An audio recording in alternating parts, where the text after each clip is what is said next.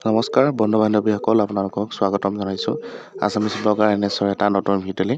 আজি সুন্দৰ অৰ্থাৎ ভাল খবৰ সৈতে ভিডিঅ'টো আৰম্ভ কৰিছোঁ। আজি এটি সুখবৰ আপোনালোকক দিবলৈ ওলাইছোঁ। হয় বন্ধু বান্ধৱীসকল, অসমৰ এজন প্ৰখ্যাত বিখ্যাত ইউটিউবাৰ, জনপ্ৰিয় ইউটিউবাৰ ডিম্পু বৰুৱাৰ এটি ভাল খবৰ আপোনালোকৰ মাজলৈ লৈ আহিছোঁ।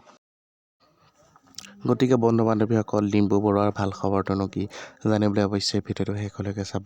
কিন্তু তাৰ আগতে যিসকলে আমাৰ চেনেলটি ছাবস্ক্ৰাইব নাই কৰা, এনেধৰণৰ অসমৰ বিভিন্ন ধৰণৰ চেলিব্ৰিটি জগতৰ সকলো খবৰ আগতীয়াকৈ পাবলৈ আছামিজ ব্লগাৰ NS চেনেলটো ছাবস্ক্ৰাইব কৰি ৰাখিব। বলক তেনেহ'লে আজি ভিডিঅ'ৰ মাজলৈ যাওঁ। অসমৰ জনপ্ৰিয় ইউটিউবাৰ ডিম্পু বৰুৱাই বলিউড চিনেমাত অভিনয় কৰাৰ সুযোগ পালে। হয় বন্ধু বান্ধৱীসকল, জনপ্ৰিয় ইউটিউবাৰজনে বলিউডত অভিনয় কৰাৰ সুবিধা লাভ কৰিছে। এই খবৰটোৱে ডিম্পু বৰুৱাৰ অনুৰাগীসকলৰ মাজত খুবেই উৎসাহ উদ্দীপনাৰ সৃষ্টি কৰিছে। লগতে তেওঁক সকলো অনুৰাগীয়ে শুভেচ্ছাৰে উপচাই তুলিছে।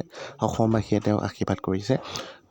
বন্ধু বান্ধৱীসকল, ডিম্পু বৰুৱাই জনপ্ৰিয় বলিউড অভিনেতা ছলমান খানৰ ভাতৃ আৰবাজ খানৰ সৈতে অভিনয় কৰাৰ সুযোগ লাভ কৰিছে।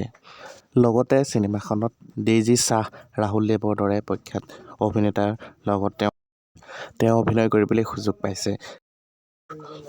গতিকে তেওঁক আমাৰ চেনেলৰ তৰফৰ পৰা লগতে আপোনালোকেও শুভেচ্ছা জ্ঞাপন কৰিব, আমি শুভেচ্ছা জ্ঞাপন কৰিছোঁ।